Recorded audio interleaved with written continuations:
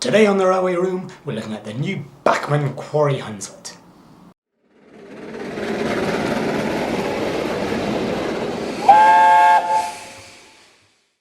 Hello friends, welcome to the Railway Room. So today we're having a unboxing and first mini review of this, the long-awaited Bachmann Quarry Hunslet over road tank. Was it worth the wait? Let's find out. First, for those who came in late, what even is a Quarry Hunslet anyway? Well, I'm glad you asked. So essentially, a Quarry Hunslet is a locomotive built by Hunslet of Leeds for the Quarry Railways of North Wales. And that's quite a broad definition, and that will include the large Quarry Hunslets, such as the Penrhyn mainline locos, Linda, Blanche and Charles, and the de Norwich Mills class, such as Jerry M and Cackler. However, generally, the term Quarry Hunslet tends to refer to the smaller locos, the Alice and Port classes, and similar to those. Examples of these could be Dolbadan, currently on the Llanberis Lake Railway, and Alice, currently on the Bala Lake Railway. These are really a classic narrow gauge design, and plenty have survived into preservation, forming the mainstay of motive power on a number of railways, including Llanberis, the Bala Lake, and the Launceston Steam Railway. New examples, such as Statfold, have even been built in the 21st century. These new Bachmann 009 models were announced a few years ago, but in December 22 they finally arrived in the shops. The initial releases comes in 4 different variants. 2 with cabs and 2 cabless. So the 2 cabbed versions are Britomart, as currently running in blue on the Festiniog Railway, and Dorothea, as currently running in lined green on the Launceston Steam Railway. The cabless versions are Alice in unlined red, as currently at the Bala Lake Railway, and the one that I've gone for, which is Nesta in Penrhyn Quarry black. Now, after the quarry closed, Nesta actually was sold to a company in Puerto Rico, and it lived there for many years before it was finally repatriated, and it's currently on display unrestored at the Bala Lake Railway. Okay, here we go then. So this one is 391052 Quarry Hunslet Nesta in the Penrhyn Quarry lined black. So let's take her out for the first time and see what we get inside. Ooh.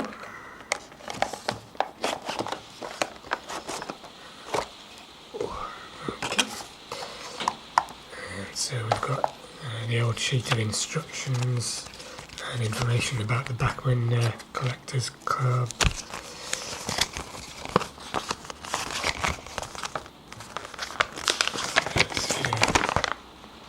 Basic information, lubrication, if you want to fit a DCC decoder.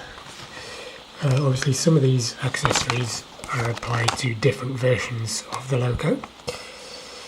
And let's have a little look. Slide her out. So here's our accessories. We've got etched nameplates and work plates there. And attached to the bottom, I'll leave it there so I don't lose them, there's some fire irons. Lovely. And let's have a little look at the loco itself. Whoa. Wow. I mean, that is really exquisite. So fine. So many details that I can see. It looks like the back of this cab has just popped out. A bit loose there. That's good.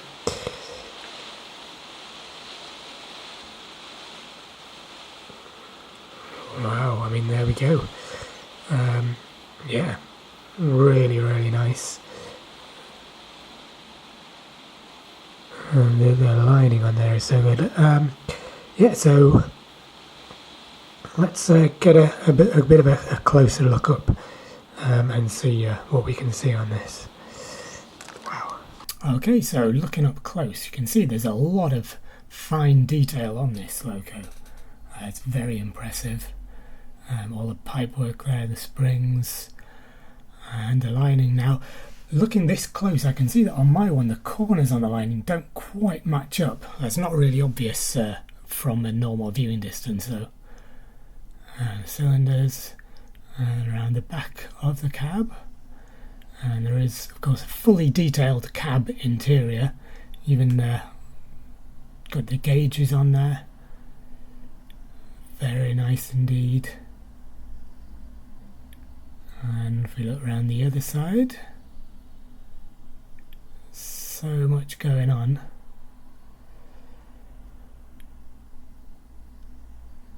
And if we have a look on the other side, you can see all the reversing levers and stuff there.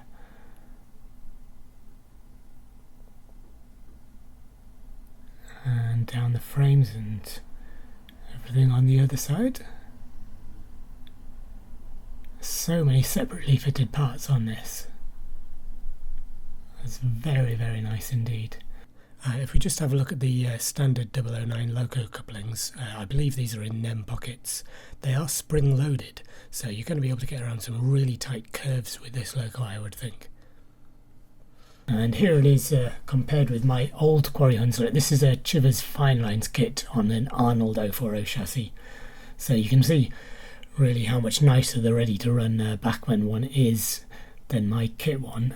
Most obviously the frames on the Bachmann has the correct outside frames, whereas the Chivers one uses an inside frame chassis.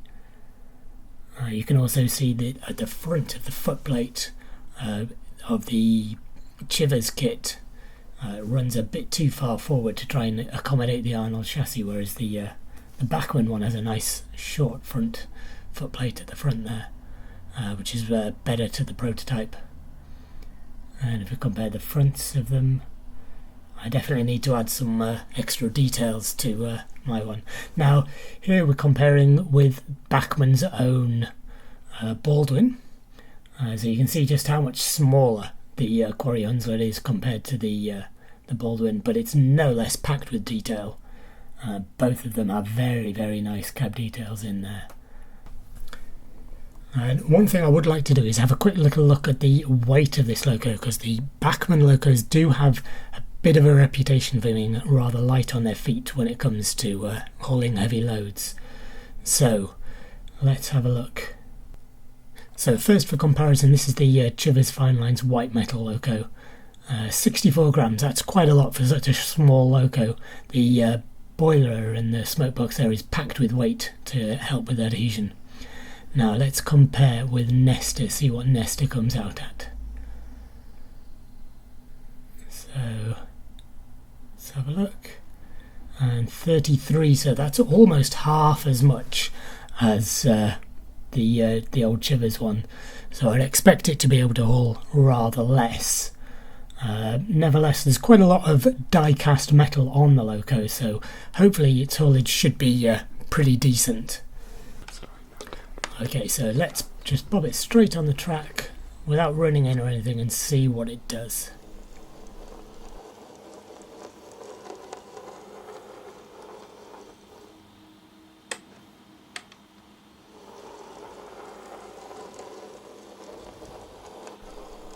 There's a little bit of hesitation, but not too bad really, I think, considering it's fresh from the box.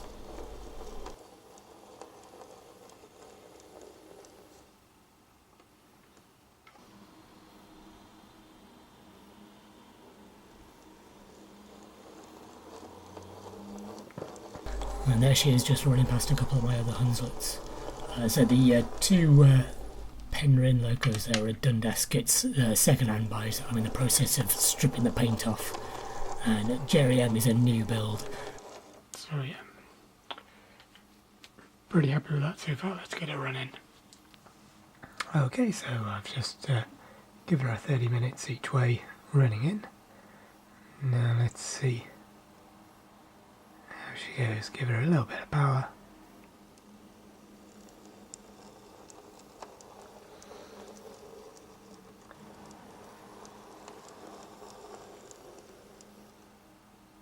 So here we are with 4 plastic kit coaches from Dundas models.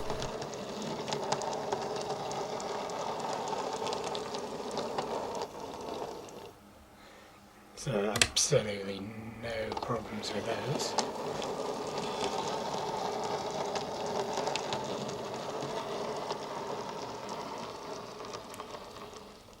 And here we are with 5 Lilliput Austrian coaches. So that's 5 coaches there, no problem at all. So time for the ultimate test, which is these. The heaviest coaches I've got. These book boxes are the very old gem white metal kits. And these are very heavy. Okay, so this one coach weighs about as much as the white metal Quarry Hunslet, and almost twice as much as the Bachmann engine.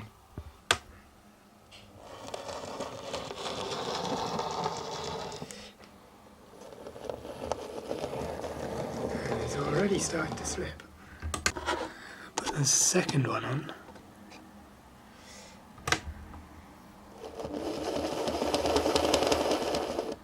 And she can't shift it.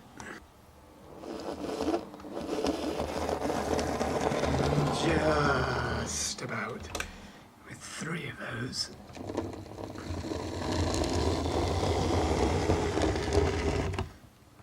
Okay, so now I'm just going to add some extra little detailing touches just to add a little bit of finesse to the logo. I'm going to start with the supplied plates. However, I'm not going to apply the nameplates as yet.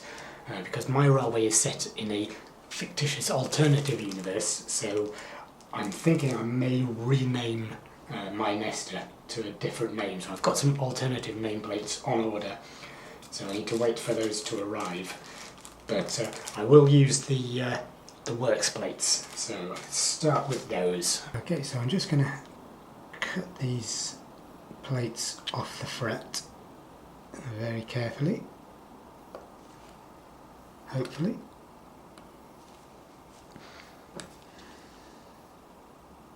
And then I'll be using just a dab of PVA glue to glue those into position. Okay. And to make sure I don't lose them when they come off the fret, which is very easy to do. He speaks from experience. I also need to make sure I glue it on the right way around. Okay, so I'm just going to get a little bit of glue on a cocktail stick and bob that onto the model. Don't want too much because it will all just come oozing out the sides. So just bob it down, and then I'm just going to use my fingers to guide it into position. And hopefully get it nice and straight, lined up nicely on top of the printed version, just like that. Hey! Okay, so that's both plates put in now, and I'm going to just put one of the fire irons in. So I'm just going to bob a teeny bit of glue in the bottom of the holders here. Hopefully that's going to be enough to hold it. And then if I can get that and hopefully see what I'm doing, just very gently pop it into position. So something like that. Now one thing that I'm not massively in love with is the moulded coal in that. There's nothing against this model in particular, but I find moulded coal on locos generally looks pretty plasticky and fake. So what I've got is this, which is a tub of genuine Welsh steam coal. So I'm going to put some actual Welsh coal into my Welsh Quarry logo. For this, I'm just going to gently, that's probably enough, I can spread it out. I'm just going to gently spread that out over the top of the moulded coal and attach them onto the top.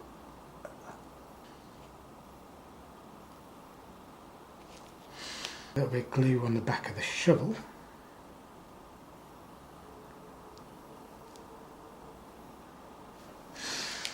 And I'm going to put the shovel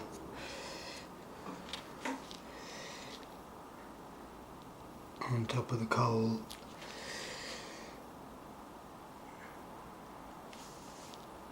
in the bunker. Somewhere. A teeny tiny oil can. This is a white metal casting from RT models. And so I'm just going to, again, just on the front here, I think. Seems like a fairly likely tidy place to put that.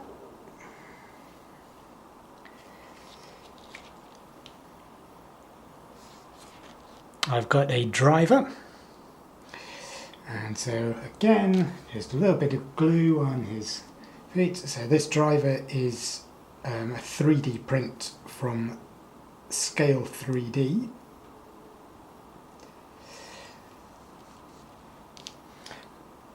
and I'm just going to bob him in the cab, and now wait for everything to dry. And so there is my Nesta, all ready for a day's work on the railway, just as soon as I build a railway for it to run on. Now I operate DC, so one thing I've not mentioned as yet is DCC. Now all four of these do come DCC ready, and you need the smallest 6-pin decoder, I believe, because obviously there's very little space to hide a DC chip in there.